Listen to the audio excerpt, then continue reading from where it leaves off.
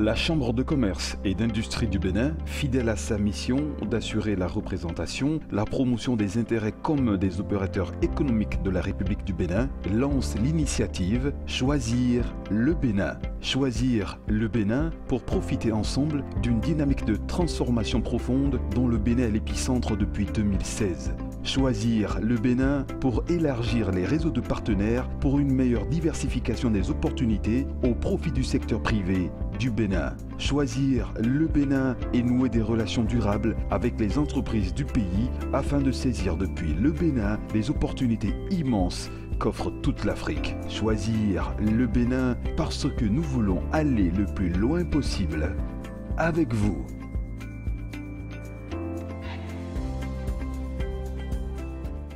Moi, c'est Youssouf Mamassika. Je suis le directeur en charge de la normalisation et de la certification au niveau de l'Agence nationale de normalisation, métrologie, contrôle, qualité, ANM.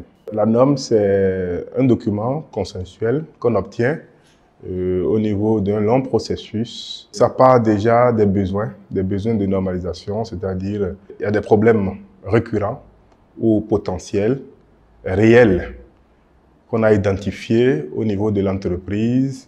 Et ces problèmes peuvent amener à exprimer un besoin dans l'ouverture d'un chantier de normalisation. Donc, une fois que le besoin est identifié, on voit la possibilité de financer ce chantier et c'est au bout du processus, on obtient une norme. Il y a plusieurs types. On classifie les normes de plusieurs façons. Au niveau de la nature de la norme, donc on peut avoir des normes d'entreprise, c'est-à-dire des normes développées par les entreprises elles-mêmes. Ça existe ailleurs. Une fois que les entreprises ont leurs normes, on peut amener ces normes-là à être des normes au niveau national. Donc on a des normes nationales et on a aussi des normes régionales et on peut avoir des normes internationales. On a des normes internationales. Donc c'est une question d'harmonisation et de comment est-ce qu'on prend en compte le contexte, soit national, régional ou international. Et nous avons une autre classification qui permet d'avoir des normes au niveau des différents sujets traités. Donc on a des normes de spécification pour les produits. Donc le maïs, le maoué, l'huile rouge de palme, le zomi, etc. peuvent faire l'objet d'une norme. Ça, c'est les normes de spécification de produits. Et c'est souvent ces normes-là qui sont certifiables.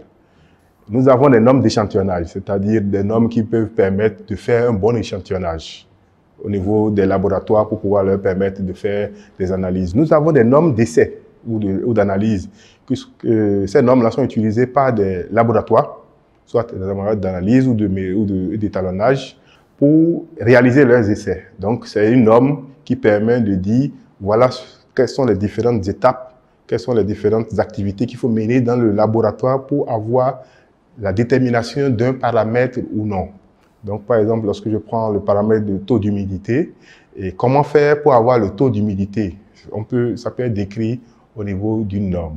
Nous avons des normes qu'on appelle les guides ou les lignes directrices. C'est des normes d'orientation qui donnent des petites astuces pour pouvoir rester conforme soit à une norme de spécification ou bien à un sujet générique et global tel que la norme sur la responsabilité sociétale des entreprises.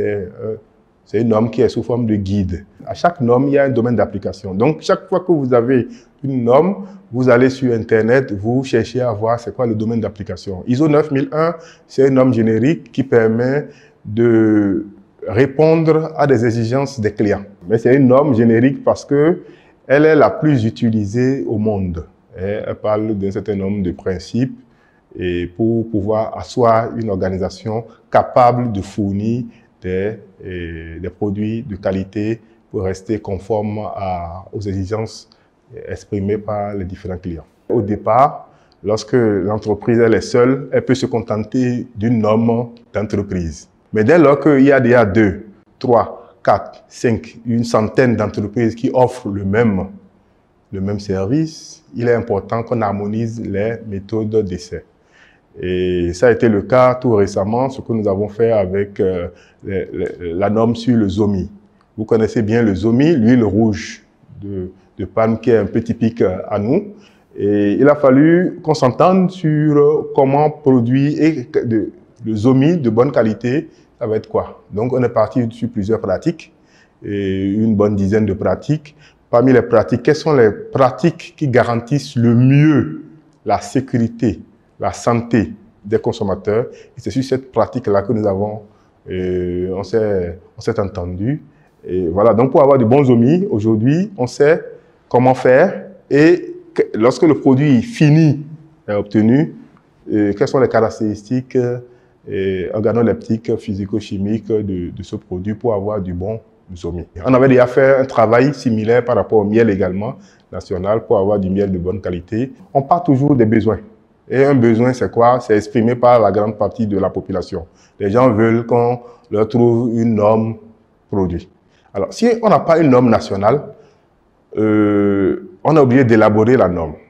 Si on a des normes qui ont été déjà élaborées dans des contextes similaires que le nôtre, c'est plus facile. Mais si on n'en a pas, ça devient un peu plus difficile de collecter les données, ce qu'on appelle les données normatives.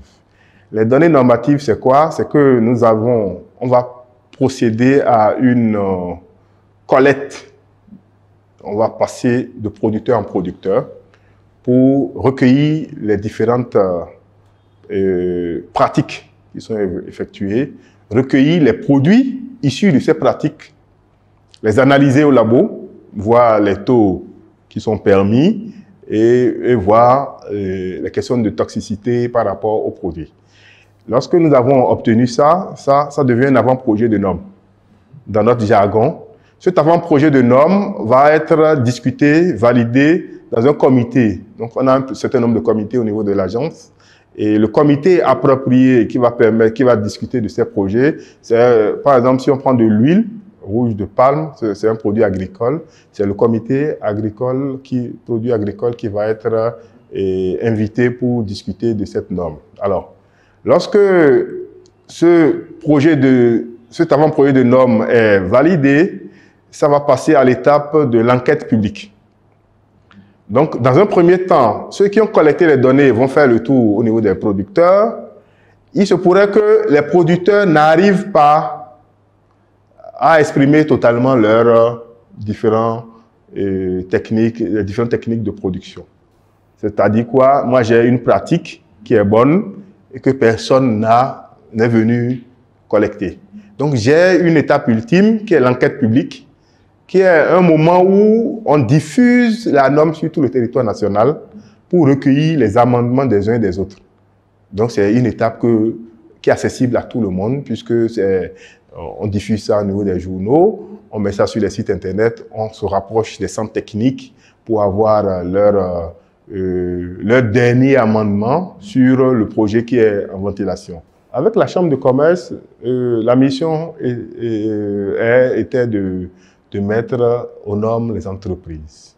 Donc, la Chambre a voulu qu'on accompagne les entreprises qui sont dans le portefeuille pour les mettre à niveau afin que leurs produits soient conformes et soient exempts de tout danger.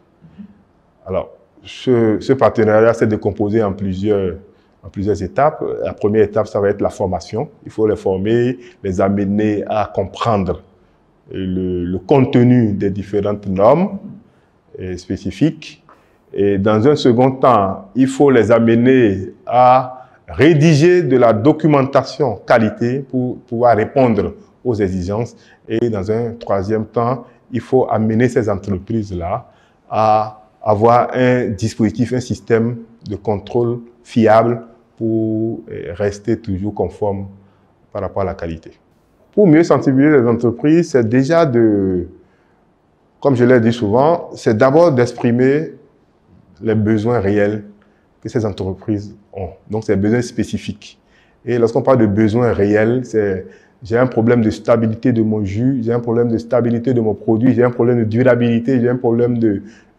donc, il faut pouvoir relayer cette information. Et une fois qu'on a relayé l'information, s'il y a des normes qui sont disponibles, on va résoudre le problème. S'il n'y a pas de normes qui soient disponibles, on va l'enregistrer pour pouvoir ouvrir de nouveaux chantiers de normalisation. Et derrière les nouveaux chantiers de normalisation, ça demande beaucoup d'argent. Et souvent, si on n'a pas de partenaire, et c'est souvent, on est au statu quo, mais ces entreprises ont toujours la chance, une fois que les besoins sont enregistrés, il y a toujours des acteurs qui sont prêts à accompagner la chose. Tout est possible lorsque on a de la volonté. Il y a des piliers que nous recherchons souvent au niveau d'une entreprise.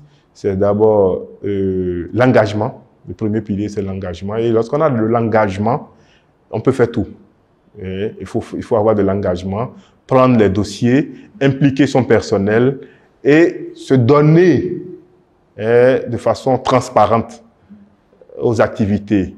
Parce que il n'y a que ces différents principes qui garantissent un peu la confiance au niveau des consommateurs.